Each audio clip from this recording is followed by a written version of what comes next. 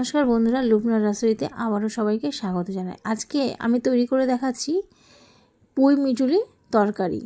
তার জন্য পুঁই মিঠুলিগুলোকে প্রথমে ভালো করে কেটে ধুয়ে পরিষ্কার করে নিয়েছিলাম। এবার এগুলো সিদ্ধ করার জন্য একটা কড়াইয়ের মধ্যে দিয়ে দিলাম। আর যে ডান্ডিগুলো একটু মোটা ছিল সেটাকে মাঝখান থেকে আমি একটু টুকরো করে নিয়েছি। তারপর অল্প একটু জল দিলাম। খুব বেশি জল দেওয়া যাবে না এখানে, কেননা পুঁই মিঠুলি থেকে প্রচুর পরিমাণে জল বেরোয়। প্রথমে গ্যাসের ফ্লেমটাকে আমি 2 থেকে 3 মিনিট হাইতে করে রেখে দিয়ে তারপর মিডিয়াম টু লো ফ্লেমে মিঠুলিগুলোকে ভালো করে সিদ্ধ করে নিয়েছি। যে এক্সট্রা জলটা আছে তার জন্য আবারও কিছুক্ষণের জন্য ঢাকনা চাপা দিয়ে এটা সিদ্ধ করে নেব। তারপর একটা প্লেটের মধ্যে মাছের মাথাটা নিয়ে নিলাম আর ভালো করে ধুয়ে পরিষ্কার করে রাখার পর তাতে লবণ আর হলুদ মাখিয়ে রেখে দিচ্ছি। আজকে আমি রান্নাটা মাছের মাথা দিয়ে করব। তার জন্য কড়াই বসিয়ে দিয়েছি। কড়াইটা যখন গরম হয়ে গেছে তাতে দিয়ে দিলাম পরিমাণ মতো তেল। তেলটা কড়াইয়ের চারিপাশে ভালো করে মাখিয়ে নিচ্ছি। এদিকে তেলটাও খুব ভালো মতো গরম হয়ে গেছে। তারপর মাছের মাথাগুলো দিয়ে দিলাম, দিয়ে এক পিঠ উল্টে দিলাম যাতে ভাজার সময় কোনো রকম কড়াইয়ের মধ্যে লেগে না যায়। 2 পিঠই খুব ভালো মতো মাছের মাথাগুলোকে ভেজে নেওয়ার পর এবার খুন্তি দিয়ে একটু ভেঙে দিচ্ছি। আপনারা চাইলে গোটাও রেখে দিতে পারেন, কিন্তু যেহেতু আমি মিঠুলি দিয়ে করব সেজন্য একটু ভেঙে নিচ্ছি, নিয়ে আবারও একটুকু ভেজে নেব। আমি এর আগে চিংড়ি মাছ দিয়ে পুঁই মিঠুলি করে দেখিয়েছি, আপনারা সবাই বেশ পছন্দ করেছিলেন, তাই আজকে আমি তৈরি করে দেখাচ্ছি মাছের মাথা দিয়ে। মাছের মাথাটা ভাজা হয়ে গেছে, এবার প্লেটে তুলে নিলাম। ওই একই কড়াইয়ের মধ্যে আরও একটু তেল যোগ করলাম, দিয়ে তাতে দিয়ে দিলাম ফোড়ন হিসাবে একটা শুকনো লঙ্কা, একটা তেজপাতা, আর দিয়ে দিলাম হাফ চামচ 5 ফোড়ন। ফোড়ন থেকে যখন একটা মিষ্টি গন্ধ ছেড়ে দিয়েছে, এবার তাতে দিয়ে দিলাম একটা বড় সাইজের পেঁয়াজ কুচি। পেঁয়াজটাকে আমি স্লাইস করে কেটে নিয়েছি। পেঁয়াজটা দিয়ে খুন্তির সাহায্যে খুব ভালো মতো একটু তেলের মধ্যে মিশিয়ে নিচ্ছি আর একটু ভেঙেও দিচ্ছি। এবার তাতে দিয়ে দিলাম 1 চামচেরও কম আদা রসুন বাটা। এই আদা রসুন বাটাটাকে দিয়ে তেলের সঙ্গে ভালো করে মিশিয়ে নিচ্ছি।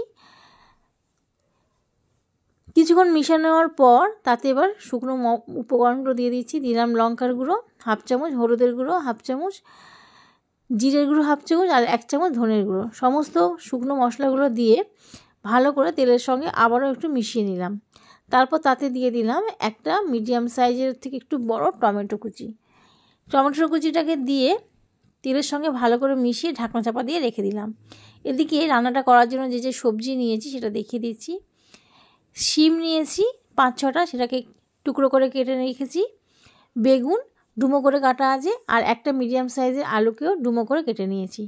তারপর গ্যাসের কড়াই ঢাকনাটা তুলে দিয়ে আবার একটু মিশিয়ে নিয়েছি। নিয়ে যে সবজিগুলো কেটে রেখেছিলাম সেগুলোকে দিয়ে দিলাম, দিয়ে তেলের মধ্যে খুব ভালো করে সবজিগুলোকে কষিয়ে নিচ্ছি। কষাতে কষাতে যখন একটু নরম হয়ে আসবে তখন ঢাকনা চাপা দিয়ে রেখে দিলাম, যাতে সবজি থেকে খুব ভালো মতো জলটা ছেড়ে দেয়। আর এই জলেই সবজিগুলোকে যেন একটু কষিয়ে নিতে পারি। মশলাটা খুব ভালো মতন কষানো হয়ে গেছে। তারপর সিদ্ধ করে রাখা পুঁই মিঠুলিগুলোকে দিয়ে দিলাম, দিয়ে খুব ভালো করে সমস্ত সবজির সঙ্গে এটাকে কষিয়ে নিচ্ছি। আপনারা সবজি বাদ দিয়ে শুধুমাত্র পুঁই মিঠুলির সাথে আলু দিয়েও রান্নাটা করতে পারেন, কিন্তু বেগুন আর আমি শিম দিয়েছি যেটা আমার কাছে ছিল। আপনারা এর পরিবর্তে কুমড়োও দিতে পারেন। সবজি দিয়ে রান্নাটা করলে রান্নাটা অনেকটা মাখো মাখো হয় আর খেতেও খুব ভালো হয়। তারপর আবারও একটু কষিয়ে ঢাকনা চাপা দিয়ে রেখে দিলাম। দেখুন সবজি থেকে কতটা পরিমাণে জল ছেড়ে দিয়েছে, আর এখনই আলুটা পুরোপুরি সিদ্ধ হয়ে গেছে। তারপর ভেজে রাখা মাছের মাথাগুলোকে দিয়ে আবারও একটু কষিয়ে নিচ্ছি। সবজিগুলো দেওয়ার কারণে রান্নাটা একদম মাখো মাখো হয়েছে, যেটা গরম ভাতের সাথে খেতে অপূর্ব লাগে। তো আজকের আমার এই সাধারণ রেসিপিটা কেমন লাগলো অবশ্যই আপনারা কমেন্টে জানাবেন। ভালো লাগলে চ্যানেলটাকে সাবস্ক্রাইব করবেন, পাশে থাকা বেল আইকনটি প্রেস করবেন, লাইক কমেন্ট এবং শেয়ার করবেন। উপর থেকে ছড়িয়ে দিচ্ছি একটু গরম মশলার গুঁড়ো আর একটু ধনেপাতা কুচি, আর একটু দিয়ে দিয়েছিলাম গোলমরিচের গুঁড়ো।